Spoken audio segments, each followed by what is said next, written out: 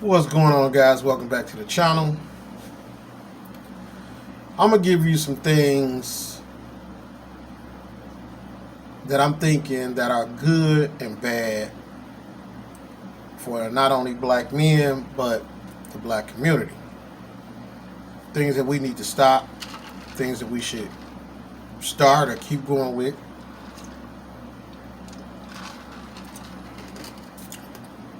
Keep it 100 with you. So, one thing that I always heard growing up, seeing that I was, brought up in church. Grandmother was a minister. And I remember hearing, you need to watch what comes into your ear ports, your eye ports, and what comes out of your mouth. So with that said, I feel like there are a lot of things in the black lifestyle that we have to be aware of. And it's a lot of the things we love, we hold on dear to. But I think and I know it affects us, some in a positive way, some in a negative way. If you continue to put positive things, out your mouth, I believe positive things happen. I was also told that you speak things into existence. You speak positivity into your life. You see it before it even happens. You have to speak positivity. If you speak bad on somebody, like, man, you better watch that, you're gonna break your ankle dancing like that, and a person may respond to you in the black community, man, don't burn bread on me. Or they may say, man, don't go to that store, you're gonna mess around and get shot. And you'd be like, oh, why would you say something like that? Like, I've been going to that store for the last 20 years. Why would you say? And we have a thing about burning bread. If we look at two of the most famous rappers, Biggie Smalls and Tupac, they both spoke death on their life. And I can go back as far as other leaders that have spoke death upon their life. And where I'm going with this is because I love Tupac. Y'all see Biggie on the wall. And Tupac was my favorite, but Biggie right next to him, they're equal to me. But we have to watch, and especially for our children, what they're hearing, what they are seeing, and how do they deal with that? How do they look at that? How do they what is the perception? Is it a good or bad thing? Do they know how to separate the two of what they hear?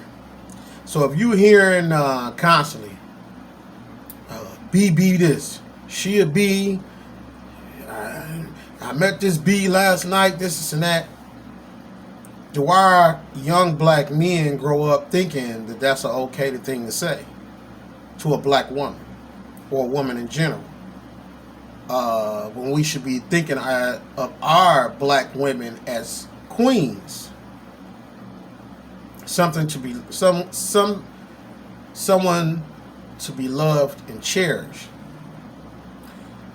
Then you watch it, and I'm watching black women listen to songs where they're called B's, not directly towards them, but they saying the B word, female rappers and male rappers, and it's accepted. But my thing is that for the younger kids, Who's talking to them to let them know that this is not the way life is? Because a lot of things in the black community, we just accept. We accept, oh, little John got shot. That's normal for us. They killed him last night on the block. Dang, that's bold. Man, where you want to go to eat at? It's like, these things are not normal. When we listen to the music,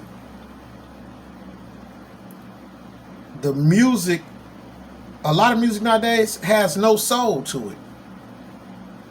It's money driven. Death, money, women, and drugs. And this has been going on for a long time, even in my generation.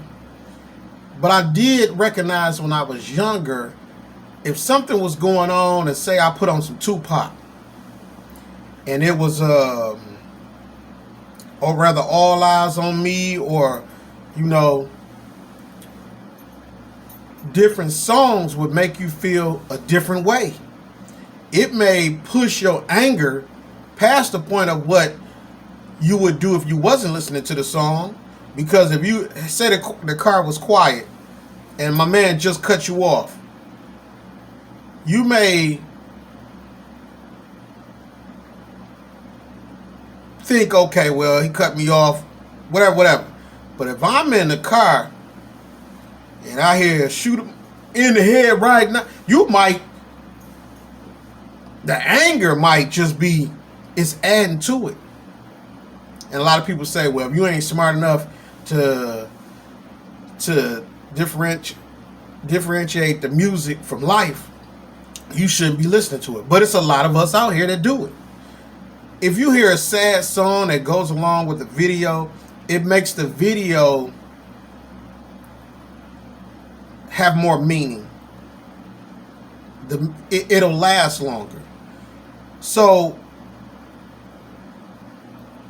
it's just like when you listen to music and you hear certain songs, it's almost like the soundtrack of your life. You can the vision comes in of where I was when I heard this, what was I doing, who was I with,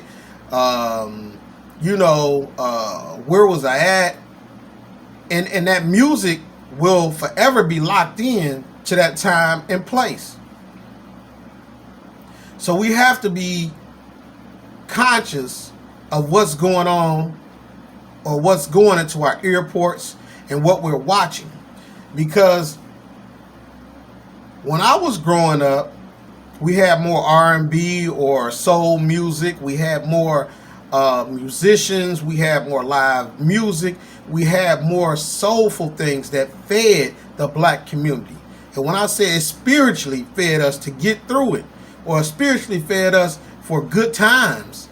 And, you know, that energy that came from that music is slowly leaving us. And I hear it here and there, and you have to look for it. It's still there, but you have to look for it. It's not like it used to be when it was there. Then the movies. And I understand when you think about it, because it's a combination of things. It's a combination of, how can I say this? What's going on now is that we're losing control over the music to other races. And when I say that, whoever is controlling the pocketbook is going to control what the music is. So if you're controlling the pocketbook, I can say, if you're speaking violence, I'll promote it. If you're speaking about killing your brother, I'll promote it. I'll pay for that. I'll back it. I'll make the video. I'll send you out on tour. If you're speaking about drugs in the neighborhood and blowing up the building and shooting up the whole block, and I'm going to come past your mama house and kill her and the babies and this and that, I'll pay for it. If you're making a movie about these things, I'll pay for it. But if you want to make a good, wholesome show, nah, nobody wants to see that. You know, how can another race tell you what your race doesn't want to see? But it's good to put out the violence and put out the negativity, because it keeps you down, it keeps you suppressed, it keeps you in that same old circle of kill, kill, kill. You ain't worth it. Your black life ain't worth it. Black lives don't matter. Because when we was growing up, we had so many wholesome shows. My kids came up with wholesome shows. There were black people on TV that had mothers and fathers that were showing love. You know, that showed you the black family is a beautiful thing. Now, I see where they're backing so much violence. And we watching it. But we're not seeing what this is doing to us, because we're glorifying all the gangsters of the past, all of the things that hurt the community, the black communities, because for every dope dealer that sold dope, there was a family broken up from that. There was a mother or a father that was strung out on the streets or not bringing food home to those kids. And you'll say, well, they had a choice. Wouldn't have a choice if they would have never put it in the neighborhoods. It was up to them dope dealers not to bring it in the neighborhood and say, I'm not selling this to my people. So now you have mothers, women that went from a mother at home, maybe stressed out, tried this, now she hooked, now she out on the street selling her body. The child is at home trying to make it to school, trying to find something to eat. The refrigerator is empty. The lights in the gas is off. They're in a cold house during the winter. We had so many kids that were raising themselves. But yet and still, these networks, these big companies will pay to show you, yeah, we'll promote and push the drug dealer is the best thing out there. This drug dealer made this amount of money and this and that. But where are the wholesome movies about how we love each other? Me and my wife was watching Love Jones the other night. And I looked, I said, dang, babe. I said, they don't make movies like this no more. She was like, no, we don't see that. The last movie that I saw, and I can't think of the name of it, but it was more like a black Bonnie and Clyde type movie, where it was still the killing. Even though it was the love, it was like, we can love without killing. Not every black family has shootings in their family. That's true. Not every black family has a drug addict in the family. So why is that everything that they will back and they push is the negative? Because they want you to think this is black people. They want black people to think this is the best we can do. Even though we have millionaires that's out here that made it the right way, rapping, opening businesses, real estate, all this, but this is what you can do. You can sell dope. If you think about it, 50 Cent has put out 2 series all about violence. Somebody dies almost in every show.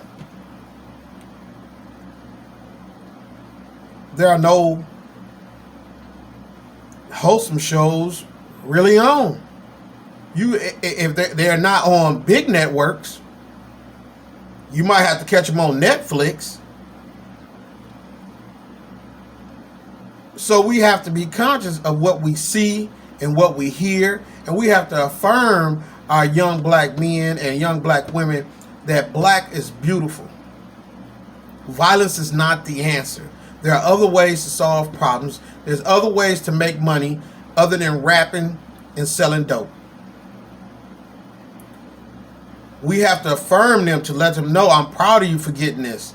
And stop dismissing kids as being bad and out of control. We have to find a way to love on them without kicking them to the curb. So, when it comes to black men, love on your sons and your daughters. Just like you show love to your daughter, you'll give her a kiss on the forehead and say, baby girl, I love you. Daddy loves you, whatever. Them boys need it. Them boys need it just like the girls need it. To this day, I still text my sons and tell them I love them. To this day, I'll hug them and kiss them on the forehead. Or they'll give me a kiss on the forehead. You have to teach these black young boys and young children and black youth that it's okay for us to show love to each other. It's okay for us to hug. Let them know that you're proud of them. I'm proud of the man that you're becoming. I'm proud because you got an A on that test. Keep up the good work. You made daddy proud. They need that. Check on them to see the movies they're watching, the movies they're watching, the music they're listening to, and make sure they understand this is not the real world. Because that rapper that's rapping about it, I guarantee his kids are not doing it. His kids are not up to what he's saying he's doing, because he ain't saying he not doing it no more. If he was ever even doing it. So now you have the cancel culture where people can say outside of our race can tell you which black person is canceled and which one ain't. We cannot allow another race to tell us who hot and who ain't, and they said this, so they should be out. But then you have other races that can come and say whatever they want about black people. They can say that where you're from is trash. Africa's a slum hole. Haiti's a slum hole. They can say these things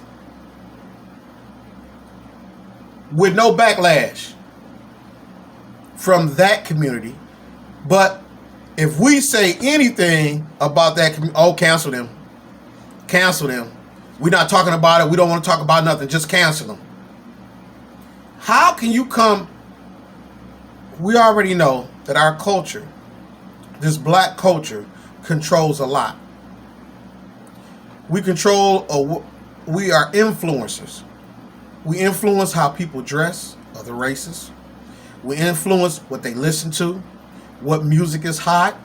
We influence what they eat. You'll see dreadlocks came from, I'm not going to say, but I'll say it came from Jamaica. The Rastas. That's where a lot of people see it from, majority of the people. But let another race put locks in their head or dreadlocks, and all of a sudden they act like they made it. Like this is what, no, that you didn't do that. I remember Kim Kardashian putting braids in her head, and they try to make it like she made it hot. Like this, like we've been doing that. Black women been doing that for years, back in the tribes. So where did this come from? So if you look around at the styles of other races, even other countries, Japan, China, different places that dress, when you see that young men or young women dressing from our culture. I watch a lot of YouTubers in Africa.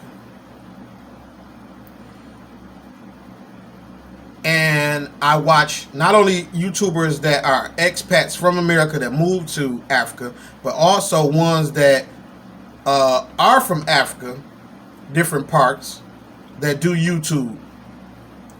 And you would be surprised on how many of the females and males, I'm going to say that, females and males, that are in Africa, that are YouTubers, that dress like we dress here in the United States.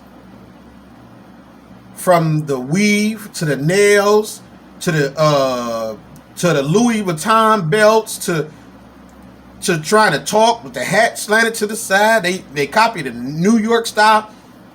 And I'm thinking, wow, like Then when we go there, I see a lot of us, we try to get back to Africa with the prints and the, this and that, dashikis, and we thinking like, we trying to get back to the roots. Excuse me, my wife said I do that every video. But they looking at us like, that's what we want to be. We want to be Beyonce. We want to be Nicki Minaj. We want to be Cardi B. And I want to be, you know what I mean. So it's weird, like we African Americans make a huge imprint on being copied. But when it comes to us standing together and looking out for the community, it's the opposite. So I don't believe in this cancel culture. I believe we need to get back to basics. We need to start teaching our young men and women manners. Somebody opens the door for you, thank you. You in an aisle and you go past somebody and you see they looking at something. Excuse me, ma'am. Teach our young men to open the door for a woman when they see her coming out or coming in, if you're right there. And teach our young women to say, thank you. That's all it takes. There are small things that we need to teach our youth that, like I told my daughter, I said, when you walking down the street with a man is supposed to be on the outside of you, closer to the street. So if something happens, he can get you out the way or protect you. I said, when you go to a car, and I don't do this all the time, but I'm letting her know that if you're on a date, you can tell a lot by a young man if he comes and opens your door and lets you in and closes the door behind you. But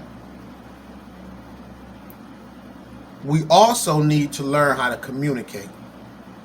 And that's where I say, letting our children know we're proud of them. Letting them know that we love them. Sitting down and having conversations with them. Sometimes you got to look into your child, watch their behavior. Are they shy? Are they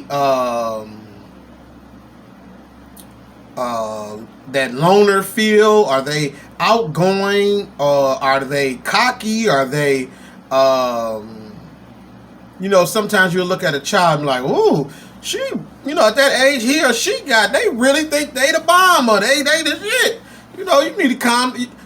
We have to look at our children. We have to look at our children, what they're interested in, how they get, like if they get something fast or a puzzle or this and that.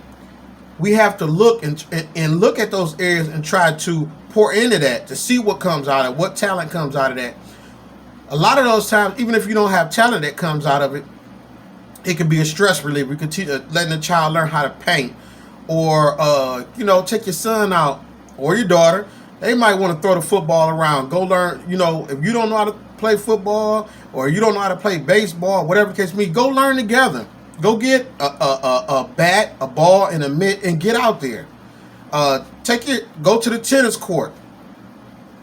May try golfing, but you want to give your children the opportunity to experience more than what goes on in the classroom and pour into them more than what goes on in the classroom. And let them know, the girls know, that you are not a B. That is not how a black man should approach a black woman or even think of a black woman. Because I would say 10 out of 10, if you go to a rapper's house, you're not going to hear him to refer to his wife as a B. And if it is, that's dysfunctional and not the way it should be. So at the end of the day, like I say, be open. And a lot of us, mentally, we need to seek counseling. We need to find a way to get over all the things that's going on in our life. Men, we have to be open with our wives. Relationships have to be communication at all times. Because even at 46, I'm learning that a lot of times when my wife goes to love on me, I get kind of, ugh. And it's not that I don't like it. It's that I'm not used to being loved like that. I'm not used to letting that part of me be vulnerable and accept it. Not learning how to accept that love. And I can't tell you what's behind it because I don't know what's behind it. But I know I have to learn to accept it, embrace it, because I don't want her to stop. My wife was on the move last night and she was moving. I could see she was frustrated. The school sent out some information about one of the girls that that the school was starting late for whatever it was, testing. And it was like, for her being a school teacher, she's like, that wasn't right. They needed to, she had to wiggle some things around. But in the midst of that, I went and I said, come here. She kind of looked at me like, what? And I gave her a hug. And I didn't just give her a hug. I held her for a minute. And after about 2 minutes, I let go. And she kind of looked kind of funny, and she was like, thank you. And I could see, I may not have relieved all the stress, but I saw a lot of it lift. And afterwards, she came to me and she was like, you know what, babe?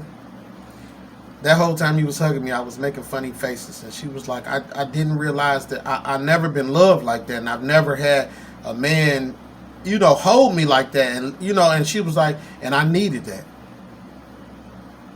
And a lot of us are like that. In the black community, we're quicker to fight you or shoot you before we'll hug you or shake your hand. And we have to stop that. We got to learn how to love on each other. A lot of times we walk by each other and don't even speak. I do it sometimes. And it'll surprise me when a brother or a sister walk by and say, hey, how you doing? And I'll be like, oh, hey, how you doing? And then in my mind, as I'm walking away, like, dang, I could have spoke first.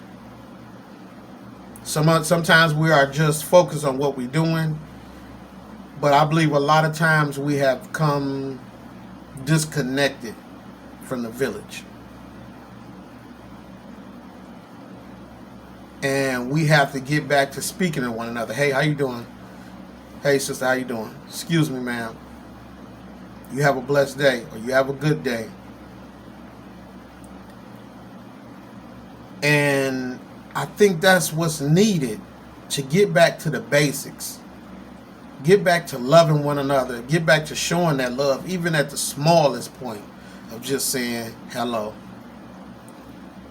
Our black men, if you see an elderly woman or a black woman struggling, can I help you? Can I put that in your car for you? You see an elderly woman behind you, man, would you like to go in front of me? Every little bit helps.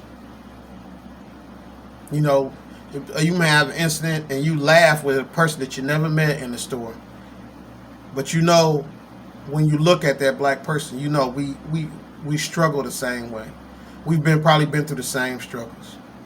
We've probably dealt with a lot of the same stuff, from the job to just living. So I challenge everybody that watches this video, start speaking a little bit more to your people. Say hello. How you doing? Nod your head. Wave and smile. Sisters, I challenge my sisters that's watching this to tell another sister, you look beautiful today. I love your hair. Girl, you wearing that outfit. Brothers, we know the nod. That nod is good enough. We know you walk by and say, hey, brother, how you doing? Be easy, brother. What's going on, man?